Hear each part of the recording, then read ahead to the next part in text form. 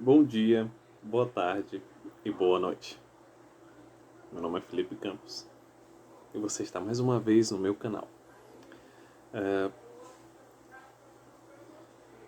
Me surgiu um tema muito importante e muito interessante, tanto para esclarecer a respeito da minha pesquisa, quanto para nos dar ideias curiosas sobre como estudar o imaginário, como estudar o que as pessoas na Idade Média pensavam e também a respeito dos objetos de estudo.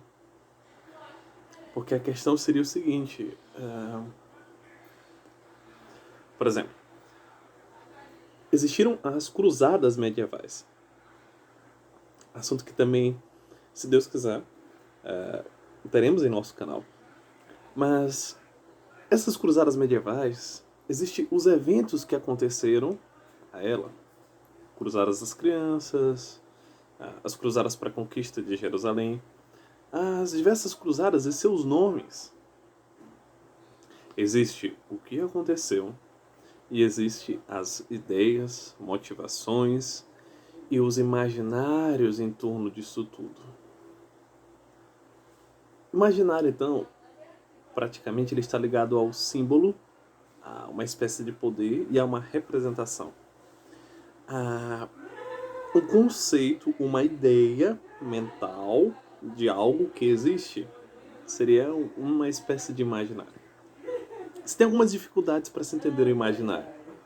Essas dificuldades giram em torno de que pessoas têm representações diferentes em suas mentes. E, além de todo mundo não pensar igual, mesmo se eu pensar algo a respeito de alguma coisa, muito parecido, mas ainda vai haver variação de pensamento. Mas o interessante é achar o incomum, não só achar o incomum, mas também se compreender quais motivações mentais estariam por trás disso. Por exemplo, um símbolo que foi a realeza britânica foi muito poderoso e teve repercussões em todo mundo, e a figura do rei é muito importante. Os times de futebol, pessoas morrem, pessoas vivem em função deles e pessoas se irritam, pessoas se alegram, choram, destroem a casa, a televisão, batem nos filhos ou coisa parecida. Muitos dos memes estão, né, apresentando isso porque revela paixão, envolve poder.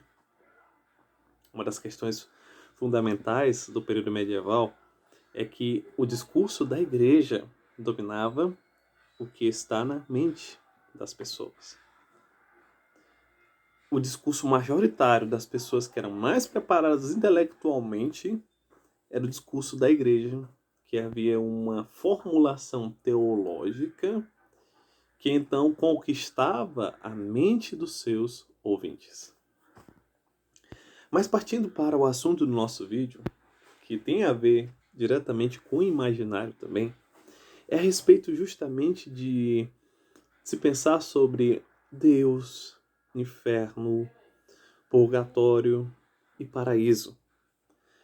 Como é que a história vai estudar essas coisas? Eu já comecei o vídeo dando uma pista para vocês sobre como estudaremos esses temas.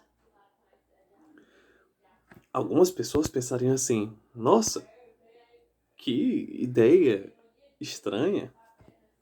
Um historiador que é símbolo de estudar as coisas materiais, os fontes, os papéis, as questões humanas, como é que ele vem falar de Deus? Ou, no outro extremo, você pode pensar em algo extremamente espiritualizado.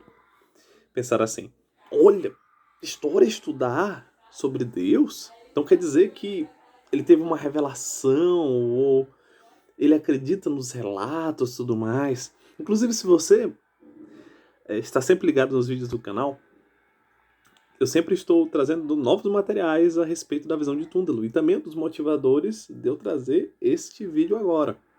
Por quê? Porque a visão de Túndalo é um cavaleiro medieval, veja a figura do cavaleiro, da cavalaria, a figura dos bons costumes e moralidade, a figura de um guerreiro. Isso tudo está junto. E é um cavaleiro medieval que andava nos pecados da carne. Deus o chama e ele vai para uma visão, uma viagem imaginária, onde a sua alma é levada ao purgatório, ao inferno, purgatório e paraíso. Muito tempo se passou até se voltar os olhos para isto. Praticamente, os principais olhares foram dados a esses temas a partir da década de 80, quando se começou a estudar uma história cultural, uma história da produção cultural dos povos e se tomou uma visão diferente sobre o imaginário. Em vez de pensar em superstição, teologia seria coisa sem sentido, superstições, secretismo, isso tudo não merece ser estudado anteriormente. Agora eles compreenderam que as motivações, como o ser humano pensa, como ele imagina, os sonhos, as viagens imaginárias, as visões, agora seriam objetos de estudo da história. Não só objetos de estudo, mas iriam dar pistas fundamentais para que entendamos um pouco mais sobre o pensamento das pessoas medievais e sobre o que aconteceu durante o medievo. E aí entra a grande pista. Não é nem algo que deve ser ignorado e nem algo que deve ser hiper espiritualizado.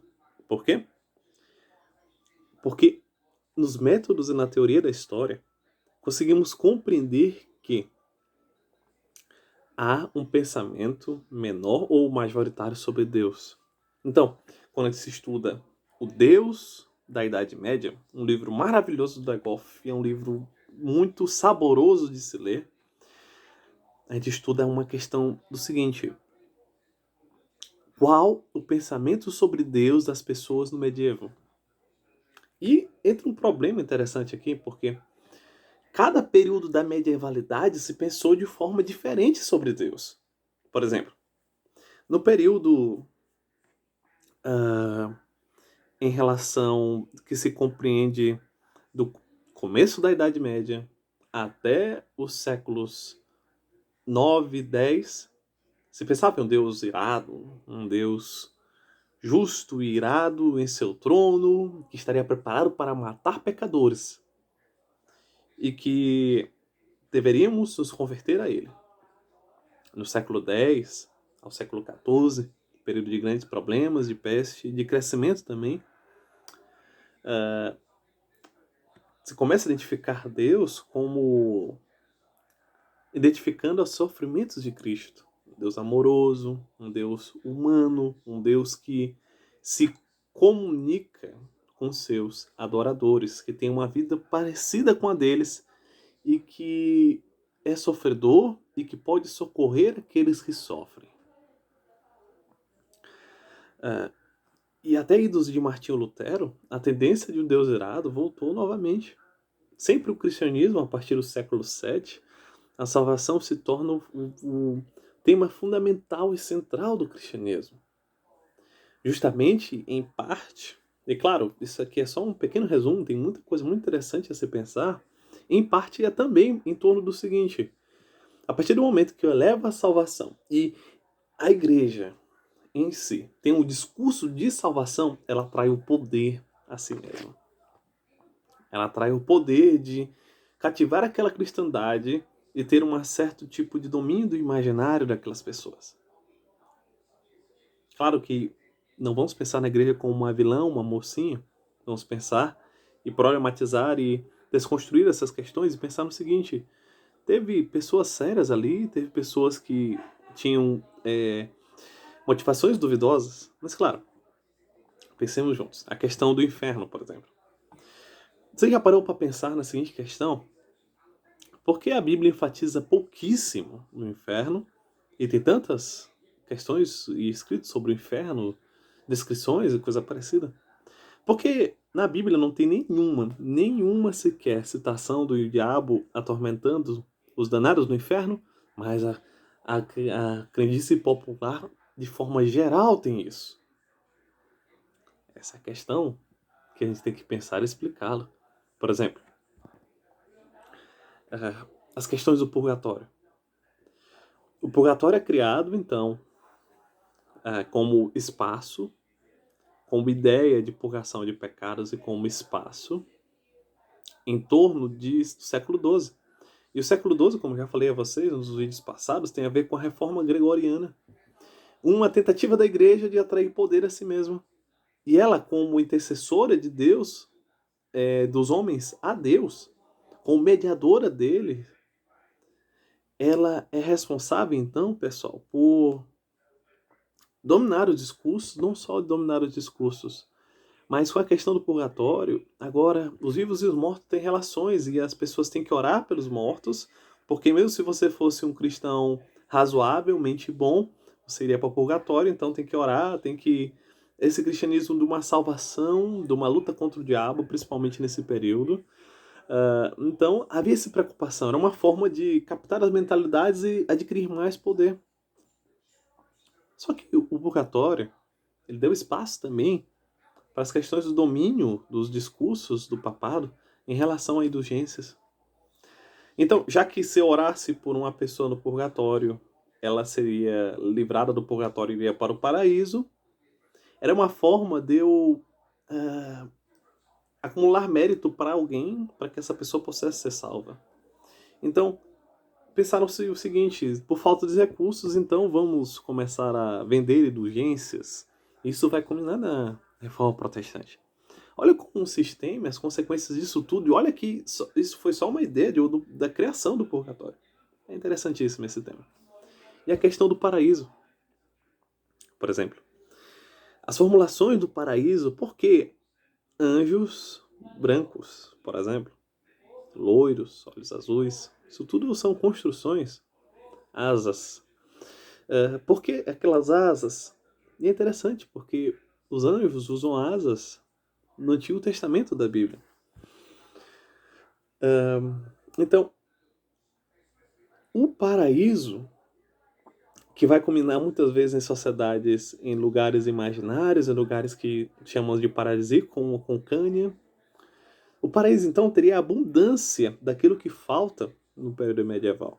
O paraíso, então, seria o lugar ideal que o medievo não é.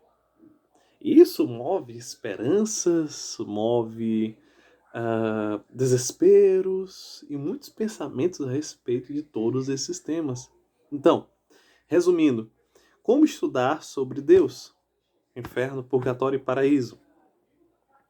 Pensando no seu contexto, tentando adquirir a verdade histórica, tentando comparar os textos e as produções que vamos estudando e analisando, e então perceber o que o homem pensou em cada período. Qual classe social pensou a respeito disso? Se nós temos acesso às fontes o suficiente, aos textos, a imagens, diversas outras fontes suficientes sobre o período para se estabelecer. Olha, certa questão estava sendo pensada de forma majoritária dessa forma, em tal região, em tal recorte de tempo. Isso é interessantíssimo, porque depois que a gente pensa isso, e a gente vai montando quebra-cabeça, essa coisa levou a outra coisa, e tem muitos efeitos sociais. Por exemplo, Legoff, no Nascimento do Purgatório, fala que a ascensão da classe burguesa, ela então, com o terceiro poder na sociedade, com poder de capital, com poder financeiro, então ali é necessário, então, no sistema feudal, o sistema feudal, então, ele inspira o que acontece depois da morte. Isso é interessantíssimo. Que, inclusive, vai também influenciar nas cruzadas, nos perdões de pecado e tudo mais. A confissão ao padre, ao clérigo, a confissão de voz, isso tudo são formas da igreja saber o que as pessoas estão fazendo e ter certo domínio sobre o imaginário. E sem tratar especificamente sobre o que podemos entender na Bíblia, qual tipo de interpretação que temos e qual interpretação podemos ver que é o mais coerente com os textos das Escrituras. Pessoal, isso e muito mais, que é muito empolgante, falar a verdade. Nem toquei no início desse tema, mas espero que vocês tenham gostado deixe seu feedback no vídeo. Se você puder, compartilhe. Olhe em relação ao projeto, comente, por favor. Eu preciso desse feedback no canal. Se inscreva, compartilhe com seus colegas. E lembrando também que, muito importante lembrar que muitas pessoas que assistem os vídeos, a maioria não estão inscritas no canal, portanto, se inscreva nele. Você que chegou até o final, você que achou esse tema interessantíssimo, interaja com a gente e deixe seu comentário, tá certo? Muito obrigado pela atenção e até a próxima.